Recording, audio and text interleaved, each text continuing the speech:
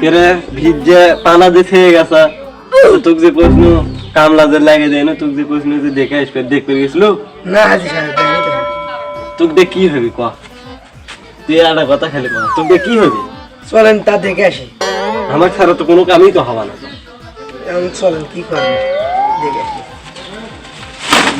টাকাতে পালাই এমনি আমার তোকে দিয়ে তো কোনো কাম হয় না তোকে যে কোনো যে ওইগুলা পানা দিয়ে কি হচ্ছে দেখছু ভি তা শীঘ্র তো কামলা দিয়ে আমি একটা লাগে ছাতি কোন মুখ ধরছো তুই মাথার উপরে ছাতি ধরার জন্য ছাতি নেই নো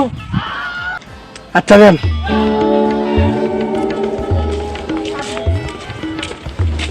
আর দেখছো তো সেই জন্য সকালে আসবে বসনি দেখছো আর কোকনে পানা তুলছে সেই কাম করিনি রে কাম তো আপনি কোনো বেশি বেশি কথা তুই কথা কয় যা তুই টাকা খাটান তো জুত পান না একদিন আমি হাওয়ার এখানে কামলা দিয়ে দেখেন ক্যাঙ্কা শোধন। আচ্ছা দেখ তো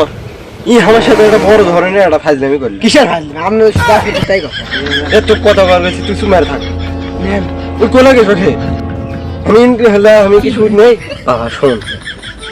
আমি হলে মানুষের টাকা দিলে আমি সুদ নেই না তাহলে ইন্টারেস্ট নেই বুঝিস না আমার ওটা আমার হস করে হচ্ছে এদের নেই না ইন্টারেস্ট নেই। তা কাম কর আমি চলে গেল তুই আমার নামে কিছু করলি নাকি রে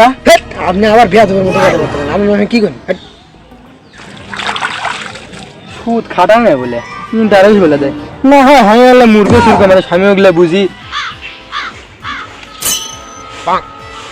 আসসালামু আলাইকুম হাজি সাহেব। ওয়ালাইকুম সালাম ভালো আছেন? হ্যাঁ ভালো হাজি সাহেব আমি আমার একটু সংকটে পড়ে গেছি, আমাকে 1 লাখ টাকা সুদ দেওয়া যাবে। দেখতে গেলে কি কয় ঠিকই তো হয়ে গেছে তুইও কুমার দেখিচ্ছি হ্যাঁ আমি তো সুদের উপরে টাকা টুকে দেই না বারা হ্যাঁ মানে হাদিয়া অথবা ইন্টারেস্ট আমাদের এই আলহাজ সাহেব সাত্তার এই সুদের টাকা দেয় না কিছু মানে সামান্য ইন্টারেস্ট নেই হাদিয়া বলতে পারেন তাছাড়া এমন কিছু পরোপকারী লোক 5 ওয়াক্ত নামাজ পড়ায় আল্লাহর ইবাদত করে আল্লাহর ঘর থেকে বাড়ায় না এলাকার মধ্যে একজন নাম করা ব্যক্তি না হয় চিনতেই না নির্ভয় 15 টাকা এনে দেবেন 2 দিন পর 45 টাকা দেবেন সমস্যাই নেই আপনি মনে করেন আমাদের এই এলাকার তো ভালো লোক পাইছি নিয়ে আলহাজ সাত্তার সাহেব এত পরোপকারী লোক আপনি নিঃসন্দেহে নিয়ে যান উনি একজন ভদ্র ব্যক্তি সুশীল সমাজের ব্যক্তি মনে করেন তার উপরে নেই আপনি নিঃসন্দেহে নিয়ে যান তা ওঠ ঠিক আছে তা এমন করে ছুললি তো আমি কোন ধরনের লোক আমি কেঙ্কা ভালো তা যা এর হাতে নাই টাকা পাঠিয়ে দিচ্ছি যা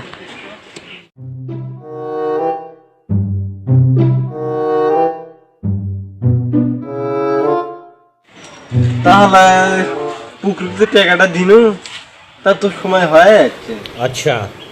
কেরা সেলিম কুটিরে তুই সাহেব পট তাহলে ওটা পুকুরুক যে টাকাটা দিনু তো তুই কিনি বের গেছিল না যাইনি তো তোর দেখি কামটা হবে আবার আপনি কথা বলেন মুখে মুখে যাই যাবো চলে না আপনি জানেন গিয়েছেন একদিন টাকা দেয়নি তুই ক আমার ছাড়া তোর কোন কামটা হলো তাহলে তোর টাকা দেয়নি না আমি তো গিয়েছিলাম দেয়নি ওই চুপ মার তুই আর কথাই কইস না তোকে কোনো উপকার হয় না আমার ও শোন পট ও ব্যাটারি গলির বডি শুয়েল হিস্টিং হিস্টিং হ্যাঁ ওটি নিয়ে যায় যে মানে হলে ইয়ে পুকুর থেকে আমার টাকা দেয় যে নিয়েছিস তো টাকা অনেকদিন হয়ে গেল যখন আমগন্ধ নাই নিয়ে গেছে নিয়ে যাওয়ার সময় ঢিসিং আর দেওয়ার সময় পা ধরে তুই সুদ খানে ইন্টারেস্ট খায় পাগলের কথা কয় ঠিক কথা বডি শোলক নাই সেটা মাং মাং গায় আইডিতে বডি শোলক দিচ্ছি ভাই আসসালামু আলাইকুম ওয়ালাইকুম সালাম। তো সেলিম ভাই কি মনে করে আমার কাছে ভাই একটা কথা হচ্ছে একটা কাজ করা লাগবে আমাকে তো আলহাজ সাহেব বলছে না ওই আসলে থেকে পুকুরুস এইবারে পুকুরুস ওই থেকে সুদ মানে ওই সুদ দিছিল এই সুদের টাকা উদ্ধার করা লাগবে এখন আপনি কোন কত টাকা নেন আপনার সাথে বেচবা না ভাই আমি তো কাজ করি ভালো জানেননি ভালো দেখেই তো আপনার কাছে তো টাকা 1000 দিলে একবারে কাজ সহি শুদ্ধ হবে। আমি আপনি কই আপনি 1000 টাকা বডি খেলাম আপনি আমি মনে করেন যে 500 টাকা দিয়ে মনে চালান না আর 200 আচ্ছা 100 টাকা দিয়ে মনে চালান আর আচ্ছা ভাই আচ্ছা চলো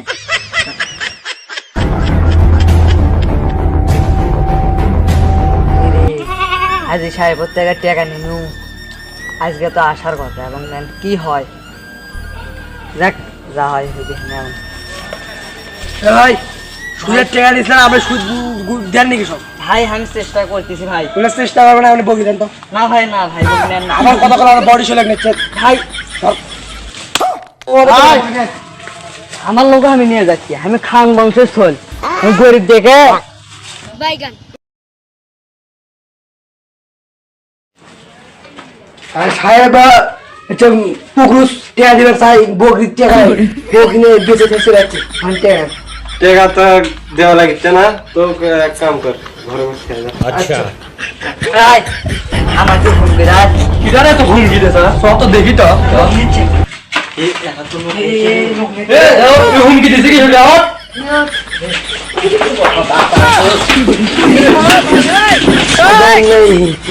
আপনি সুদের কারবার সাথে আমি নেই বাবা তাহলে সুদ খাম না বাবা।